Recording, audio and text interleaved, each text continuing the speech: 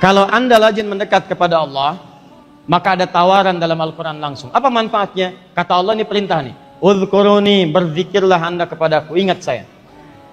Azkurkum. Lihat persamaannya. Kata Allah, saya naikkan ke atas. Ya. Untuk sebagai adab, azkurkum. Maka aku pun akan ingat kepadamu. Allahu Akbar. Kata Allah, Anda ingat saya pasti ingat kamu. Fadhkuruni, ingat saya, ingat saya, ingat saya. Bagaimana mengingatmu ya Allah? Ya, lihat Quran, baca Quran, amalkan Quran.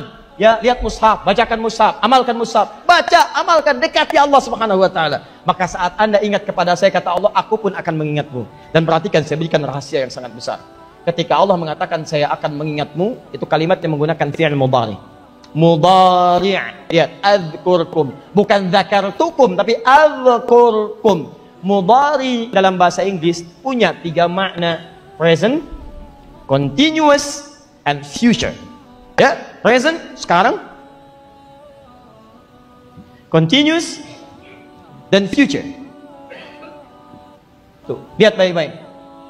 Maka semakin Anda panjang berzikir kepada Allah, semakin banyak mendekat kepada Allah, maka Allah pun akan ingat Anda dalam setiap keadaan. Mau sekarang diingat, mau nanti diingat, mau kapanpun sampai dengan kiamat, Allah pasti akan mengingat Anda. Dan kalau Allah sudah mengingat seorang hamba, maka selesailah semua kesulitan yang akan dialami oleh hamba itu. Silahkan cek. Kalau nggak percaya silahkan dekati Allah.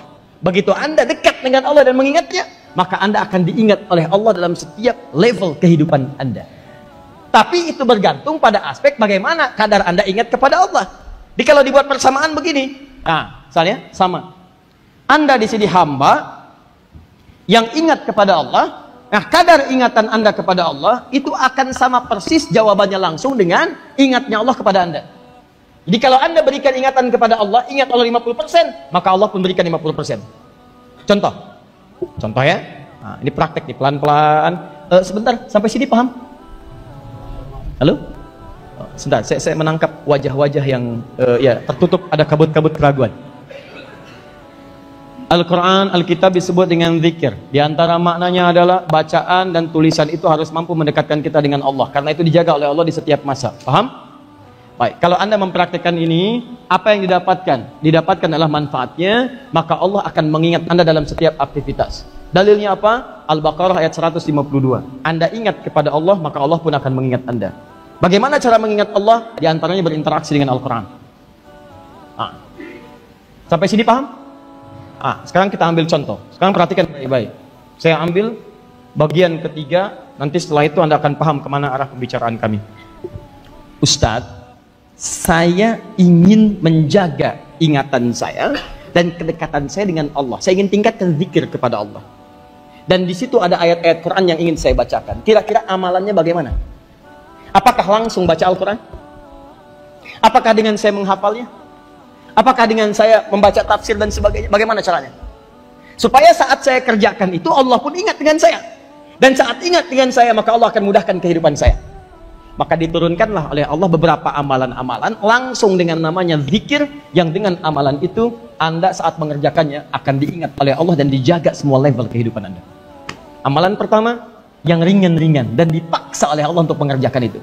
Buka Quran surah ke-20, Quran surah ke-20 ayat ke-14. Ini catat betul urutannya ya, karena ini belum ada di satu kitab ini. Ini belum dituliskan di satu buku. Saya mengeluarkan dari runtutan ayat-ayat Al-Quran dan di sini pun belum ada. Ya. Lihat kalimatnya. Innani anallah la ilaha illa ana fa'budni wa aqimis salata li dzikri. Zikir. Innani anallah, kata Allah, saya Allah. Allah perkenalkan dirinya. La ilaha illa ana, tidak ada Tuhan yang layak disembah, dipertuhankan, diesakan kecuali saya. Fa'budni, sembah saya. Bagaimana cara menyembahmu ya Allah? Wa aqimis salata li dzikri, tunaikan salat sebagai zikir kepadaku. Tunaikan salat sebagai zikir kepadaku. Allahu Akbar. Salat disebut sebagai amalan zikir. Sekarang saya tanya pada Anda, apakah saat salat kita membaca Al-Quran? Oh. Bahkan tidak sah dalam salat ketika ditunaikan Anda, apalagi dalam salat sendirian, ya awas hati-hati, atau berjamaah imamnya tidak membaca Al-Quran, tidak sah. Apa bacaannya? Al-Fatihah. Bismillahirrahmanirrahim. Alhamdulillahi Rabbil Alamin. Sampai dengan akhirnya waladhdallin. Al-Quran bukan? Al-Quran. Itu yang paling ringan. 17 kali kita bacakan tanpa henti. Silahkan cek. Bukankah salat yang wajib itu 17 rakaat? Bukankah setiap rakaatnya baca Al-Fatihah? Bukankah Al-Fatihah bagian dari Al-Quran? Jadi Allah perkenalkan yang singkat dulu. Jangan panjang-panjang dulu ya. Katalah saya perkenalkan nih, kalau kamu amalkan ini, kamu kerjakan, maka saya berikan ketenangan dalam kehidupan, kenyamanan dalam kehidupan. Allahu Akbar. Apa kalimatnya? Lihat, wa aqimis salata li dzikri. Tunaikan salat sebagai zikir kepadaku. Salat disebut zikir. Zikir terkait dengan Al-Quran. Bukankah dalam salat Anda baca Al-Quran? Nah, sekarang awas, hati-hati ya, pelan-pelan. Sekarang lihat, saya berikan 2 pembuktian kepada Anda. Buktian pertama, mulai Al-Fatihah dulu. Jangan dikira saat baca Al-Fatihah itu tidak ada manfaatnya. Perhatikan bagaimana Allah memberikan kemuliaan.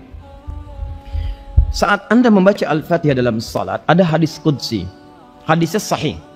Di antara periwayatnya banyak kalangan para sahabat, termasuk sahabat Anas bin Malik radhiyallahu taala anhu. Saya bacakan hadisnya, hadis qudsi. Haddatsana qala Rasulullah sallallahu alaihi wasallam, qala Allah azza wa jalla. Allah azza wa jalla berfirman dalam hadis qudsi. Jangan sembarangan nih. Jadi begitu tadi saya katakan di awal, Anda ingat Allah, Allah akan jaga Anda dan memenuhi kebutuhan Anda. Sekarang Anda bacakan Al-Quran dalam sholat, saat sholat, masih berdiri nih, masih berdiri.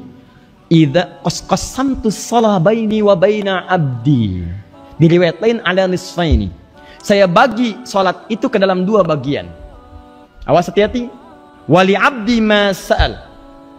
Ada hak aku terhadap hambaku, ada hak hambaku terhadapku. Kalau benar hambaku menunaikan kewajibannya kepadaku, maka aku akan berikan pada saat itu apapun yang dia minta.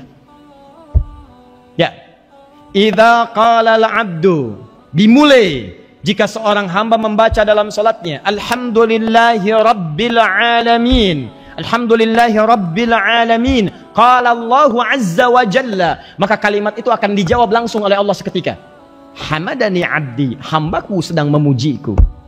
Wa idza qala al-'abdu ar-rahmanir rahim, kalau hamba membaca ar-rahmanir rahim, qala Allahu azza wa jalla, Allah akan menjawab langsung seruannya dengan kalimat athna alayya 'abdi, hambaku sedang menyanjungku.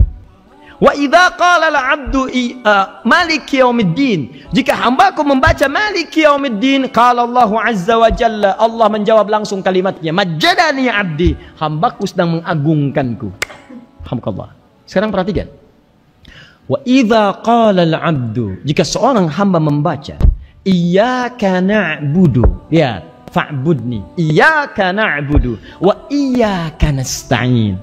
Ya Allah, sekarang kami menyembahmu, ibadah kepadamu sebagai zikir untukmu. Iyyaka na'budu di Quran surah 20 ayat ke-14, fa'budni, sembah saya. Bagaimana menyembah? Iyyaka na'budu, kami sembah engkau sekarang ya Allah. Wa iyyaka nasta'in, sekarang kami sedang punya persoalan, kami mohon solusinya kepadamu. Perhatikan jawabannya. Qala Allahu azza wa jalla, maka Allah akan langsung menjawab seketika. Hadza baini wa baina 'abdi. Ini perjanjian antara aku dengan hambaku. Wali 'abdi ma sa'al. Jika hambaku benar salatnya sampai detik ini, maka aku akan kabulkan apapun yang ia minta sekarang. Karena itu ketika Anda salat, sebelum Anda salat, itu dilekatkan kalimat permintaan, minta solusi. Silahkan cek. Al-Baqarah ayat ke-45. Wasta'inu bis-sabri was-salah. Wasta'inu, orang-orang yang beriman, tahu dari mana seruannya kepada orang-orang beriman? Buka lagi Al-Baqarah 153, paling kanan sebelah bawah. Ya ayyuhalladzina amanu ista'inu bis-sabri was-salah. Hai orang-orang beriman yang sudah punya iman, awas, karena yang salat itu yang punya iman saja. Karena itu kalimat salat pertama dipasangkan dengan kalimat iman. Al-Baqarah ayat 3. Lihat, cek. Alladzina yu'minuna bil ghaib wa yuqimunas shalah. Kalimat salat terletak setelah kalimat iman. Jadi kalau Anda salatnya bawa iman, Allah pun akan memperhatikan Anda. Yang jadi masalah kadang-kadang banyak orang salatnya nggak bawa iman. Salatnya bawa proyek, salatnya bawa handphone, salatnya bawa pulsa, sholat ya bawa aktif di media sosial, sholat ya bawa status, sholat ya bawa arisan, sholat ya bawa macam-macam. Sehingga ketika iman tidak dibawa dalam sholat, bagaimana Allah memperhatikan Anda? Kadang-kadang sholatnya jadi nyambi. Ketemu yuk, kita bicara ini masalah bisnis. Di mana? Di alisan aja. Kok di alisan? Sambil sholat asar, sambil sholat asar.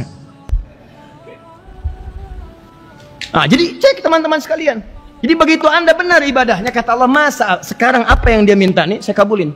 Mau minta apa? Makanya silahkan Anda cek. Hampir semua bacaan dalam sholat, isinya semua doa. Setelah dibuka dengan Al-Fatihah, terbuka peluang Anda minta apapun kepada Allah. Anda kenal Nabi Zakaria? Masya Allah. Coba cek Nabi Zakaria. Makanya Nabi Zakaria itu ketika berdiri dalam sholat, minta kepada Allah. Minta. Apa permintaannya? Yang mustahil menurut manusia.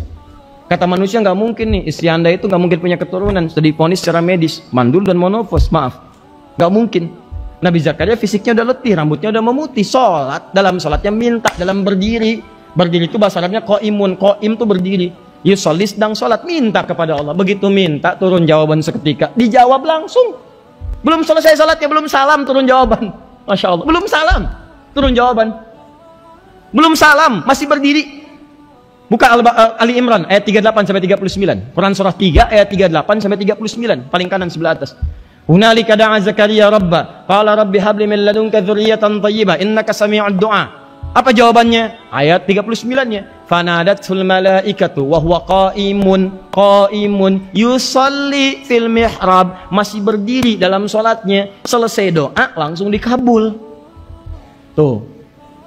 Anda ingat Allah dengan benar, diberikan jalan. Nih Al-Quran, dekati Al-Quran. Bagaimana caranya ya Allah?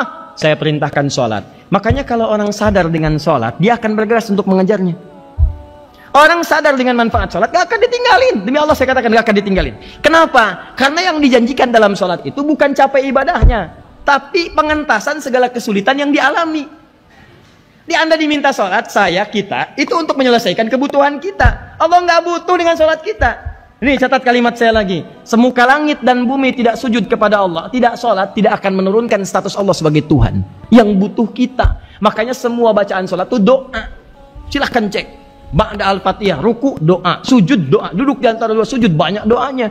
Rabbighfirli, warhamni, wajburni, warfa'ni, warzuqni, dan seterusnya. Minta rezeki.